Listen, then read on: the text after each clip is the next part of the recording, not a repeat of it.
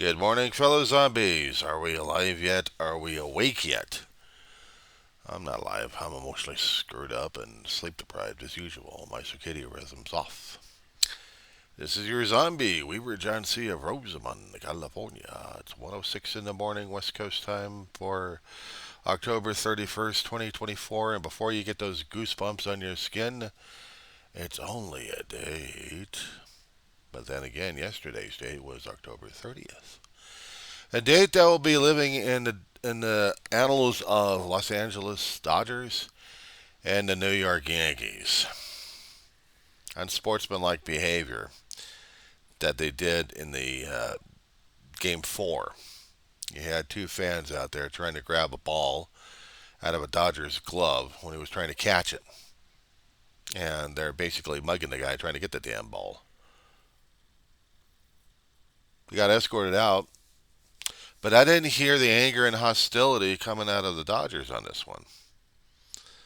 But the Yankees, well, actually, they just got developed,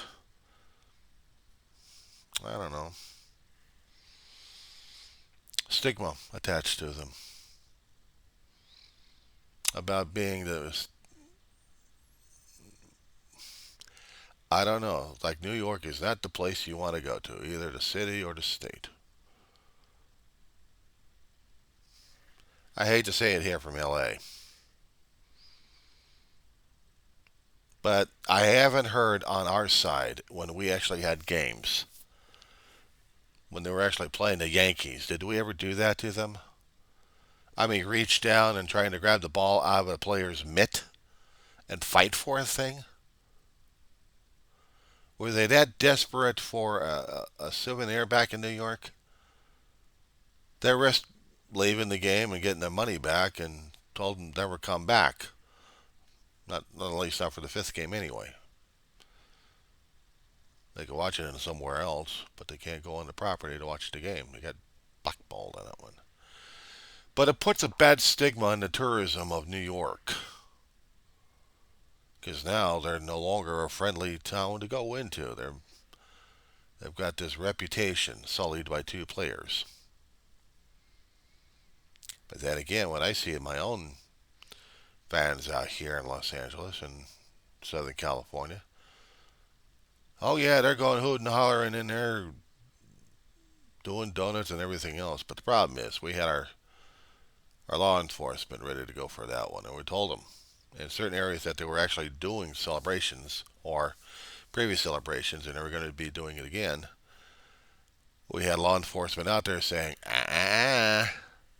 you can celebrate hooting and hollering, but you ain't doing your squealings down there, and you ain't doing street takeovers. Not on our shift. Of course, they did let off a few fireworks. The fans did. We haven't had that response out here except in a complex I live in. Oh yeah, we had people screaming and yelling and hooting and hollering about it. And I'm just trying to get some sleep during that time. Not to mention calming a dog down. Just to get her calmed down enough so I could try getting some sleep if I had. I think I barely had about an hour or an hour and a half. I can't even tell these days anymore. But that's what happened. So while people were celebrating in the street about the Dodgers, I was sleeping it off. And I didn't even get a chance to see the whole game to see what happened. But they had the clips online and I watched them. I'm like, took you guys long enough. Vin Scully, Tommy Lasorda, Fernando Valenzuela, but there was also a coach out there. A batting coach or another coach out there that was trying to tell these guys what they needed. Died several years ago. Give me 1 second, I'm going to put you on pause real fast here. You know, there was another guy of the Dodgers. He was a former outfielder and a senior vice president for diversity, equity, and inclusion. Billy Bean. I hadn't come across this name. He was a senior vice president and a dear friend and colleague to a commissioner. was part of an institution for baseball. But he also was with the Dodger organization. And I never came across this particular story. Everything else on, well, let's see. I'm trying to find a listing. I gotta go to the WIC on this one. Maybe they've got it on there.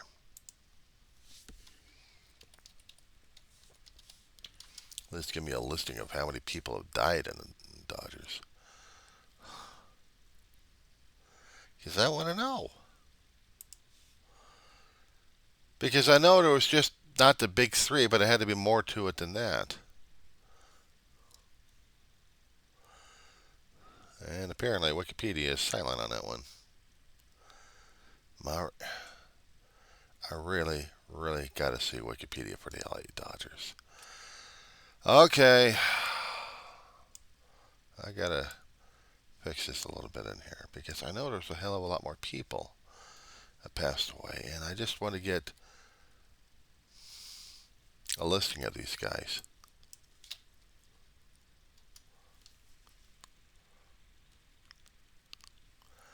Here we go. Yeah, it's important to me to understand. It's important to understand and learn about this because this is also part of the Los Angeles heritage I live under. And it's kind of hard for people to realize that these things do change over time. Now, I didn't realize that these guys had a history going all the way back since 1883 when they were called the Brooklyn Grays. And they were all in Brooklyn up until 1957 when O'Malley transferred these guys over to the West Coast. And from 58 through current, they're the LA Dodgers. I did not realize that. And they transferred from one park to another park. But what I wanted to find out is how many players that they lost.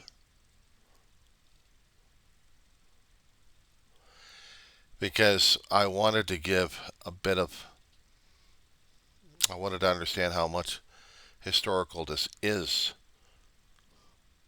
even for me. There had been a lot of players had gone in and out, and it just affected me a great deal in this. In fact, they got too much, it's like overkill in this one. Radio, television broadcasters. Wick's been trying to keep up with this one. But I just wanted to find out how many of them had passed away that I would recognize. Don Drysdale? I don't know. No, Walter O'Malley, Don Sutton, he's still alive. Koufax, I think he passed. I'm not quite sure. Lasorda, I know.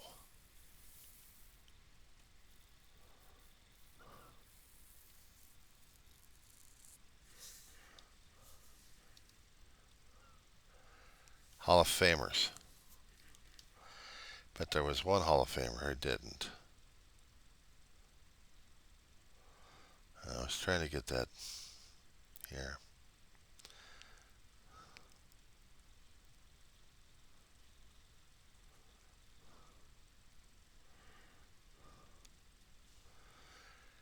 Let's see. Pee Wee Reese retired that one.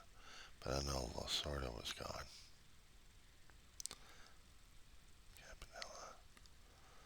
A lot of names I remembered on this one. I just wanted to find out if they actually had a listing of how many had passed. Because to me, that's history in itself. When I would see the players pass.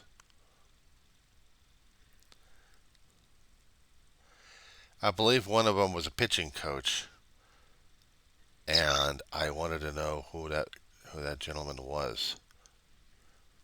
Yeah, it's important to me. Very much so.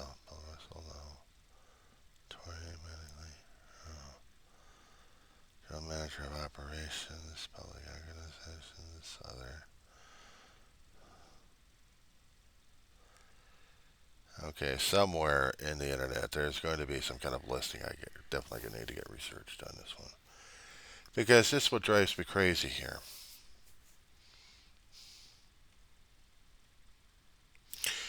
Not enough of the people in the background when they passed away and they were still part of the Dodger organization that they gave enough uh, information for people to understand and universally recognized. I mean, the only three people that they would mention recognizable would Tommy Lasorda, Ben Scully, Fernando Valenzuela. If there had been a few others I hadn't even come across. That kind of sucks because I needed to know this stuff. Well, for me, it's important. It's still LA history, and it's still part of my heritage. And it's still part of New York history because they're Brooklyn.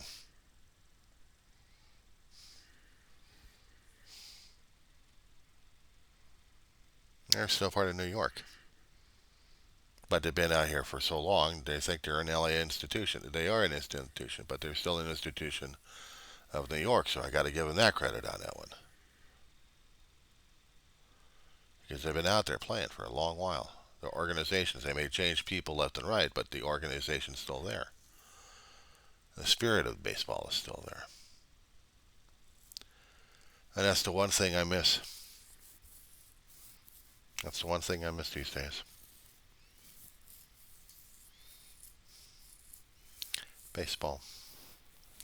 Especially when they took it out. When they took it out of here in Lancaster, California. When they took it out of the Antelope Valley, they took out a minor league team that got transferred to several organizations until they disappeared entirely. Just wiped out because Major League wanted it that way. And I still remember the Lancaster Jayhawks.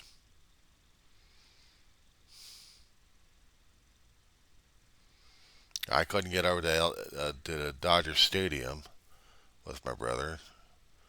Long distance, a lot of gas, and too damn expensive to get through the gates. However, you go through a minor league baseball game. What was it, about 10, 15 bucks a person? Okay, no problem. Or maybe 5 or 10, no problem. Go in there, there's dog for $2.50 a piece. And a drink. So maybe about $10, $15, you already got yourself a couple of dogs and a couple of drinks to see the game. And maybe some popcorn. Peanuts. I mean, for about $50, for two guys could actually afford to get some food. You know, a couple of sausages, actually. And we'd watch the game and enjoy it. And get to be close enough where we can get to taunt the other guy. Taunt the opposition. Go, hey, bada, bada, bada, bada, hey, bada, bada, bada, swing, bada. Something my brother and I had saw in a movie a long time ago, Ferris Bueller's Day Off. And in it you had the main cast characters at a baseball game insulting the players. And my brother and I tried to do that too. We didn't get thrown out, thank God. But still, it was minor compared to trying to interfere with a catcher trying to catch a ball. Now, I had seen in these parks where you have these outfielders running like hell, trying to get to the wall, climb up the damn thing that they could, catch the ball, make the catch, and make the play. Or make a play of sorts. But now when you got fans so damn enthused or drunk out of their minds that they're going to be catching that ball regardless of whatever's going on and interfere. They don't want the other team to they don't want the opposition to win at any cost, so they're going to cheat by interfering and thus getting their ass kicked out of the park. Leaves a very bad mark on tourism for New York. Thank you, New York, for showing what kind of wonderful people you are back there by screwing things up with your public relations.